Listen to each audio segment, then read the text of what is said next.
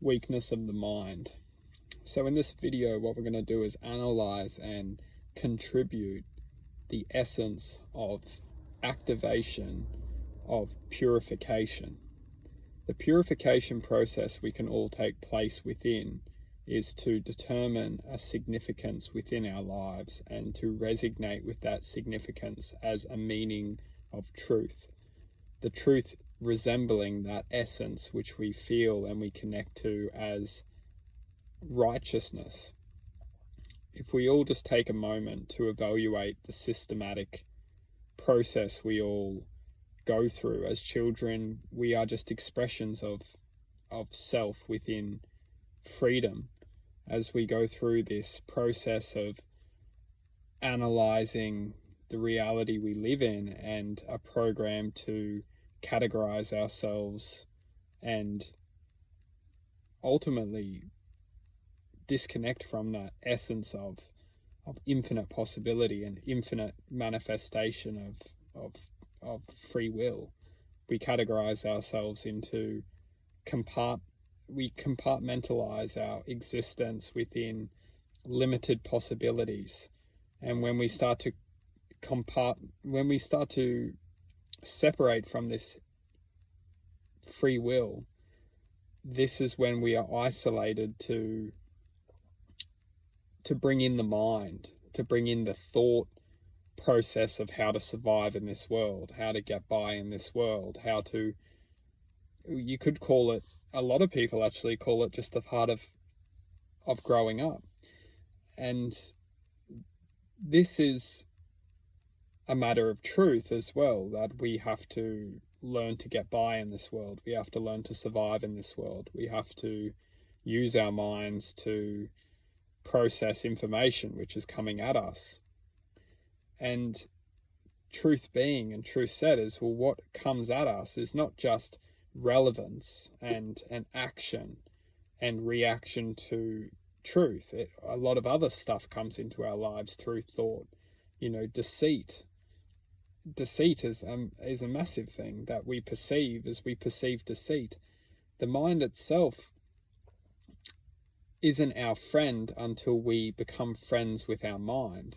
The mind itself will put us down. It will create trouble within our lives. It will create rational thinking, which will promote devastation and hurt and pain. And the mind itself is a sophisticated mechanism to create pain and hurt. Why our minds are programmed to create pain and inflict pain on ourself is a great question we should ask. And when we start asking these questions, we start to lead and resemble the essence of truth, which will come into our lives, and it will come into our lives via the expression of one's intuition. And what I'm getting at in this video is that I want to express that the heart itself, the force within the heart's magnetic field, has the power, once activated, to override the mind's thought. It has the power to silence the mind's thinking.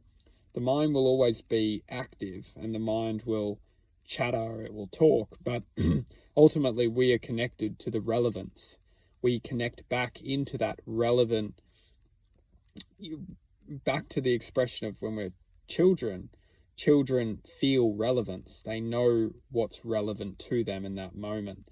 And as we slowly get drawn out of this self-relevance and thinking about the self, we then start to think about all the possibilities that have not yet happened or have happened, and how we didn't, engage with that truth in a certain way. And we get lost. Ultimately, we get lost in the mind's thought. And when we get lost in the mind's thought, we get manipulated to stay within that force, to stay within that mindset. And all I really want to get across in this video is to resemble that in each and every single one of us, we have the power to resonate with some dedication which is true to connect us back within that flow of self-contentment, and that contentment resembling self-connection. If we know what connects us to ourselves, That is the essence, that is the bridge which will draw us back into that flow of infinite potential within infinite imagination. We don't need to achieve something within the physical realms of matter when we can imagine it to be true within our own heart, and and broadcasting that potentiality into our existence. This is the art of manifestation. Everything is possible as long as we align to that truth, and that truth will, if not manifest within matter, it has the potential to manifest within our imagination. And we have the power, once we imagine something to be true, to reflect that within this existence. As long as that truth is aligned and is meant to be revealed, we have that power to bring that into existence itself. And one big thing is if we're only cast in the image of thought, we don't have that power to bring that into this reality. And that's the catch that our minds give us, is the minds give us all this thought and tell us what to do and how to do it. But a lot of the time, if it's not true for our existence to bring that into this reality, it will eventually fizzle out, and it will eventually turn out to be not a true path for us. And we'll reveal that within the essence of long-term realization. It's not to say that the mind can't create a path, a very successful path. However, it's to question whether that path will bring us the truth of our existence. And that truth of our existence is to bring us happiness and joy and positivity and love if we choose so. Or that path can bring greed and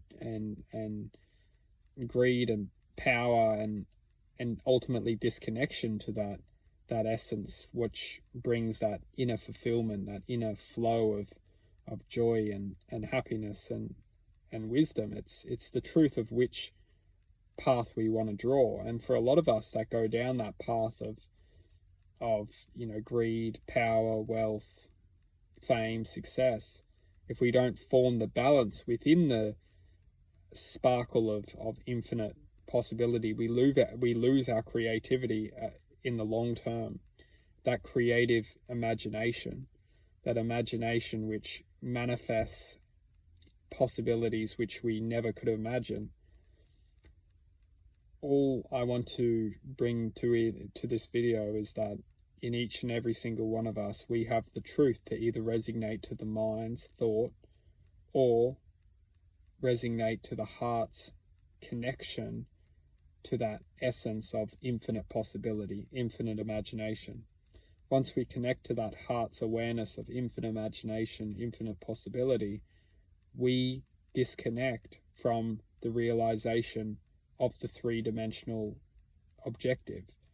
The objective within this reality, which is programmed for us, is to survive, to become successful, to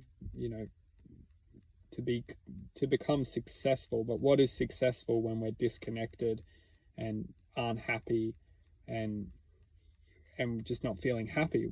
That ain't successful. And that's what we're programmed within this reality, is that we reach this success, but we lose connection to all of our emotional happiness. And that's ultimately what the mind brings, unless we are very aware of the path of which we're walking upon. We'll walk so far down that road to realize that, hey, I've got everything that I wanted, that I visioned, the mind wanted to bring into this reality, but I'm so far disconnected from my heart, I don't know what is even the purpose of life.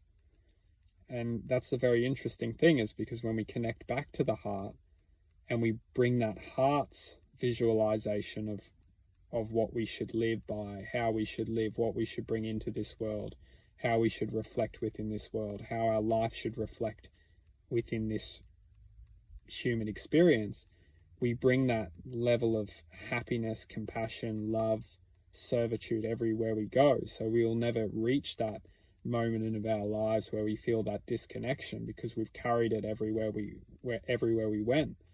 And if that success, if that power, if that whatever we want comes with that feeling of gratitude and compassion and love, well, then That, in essence, is true success.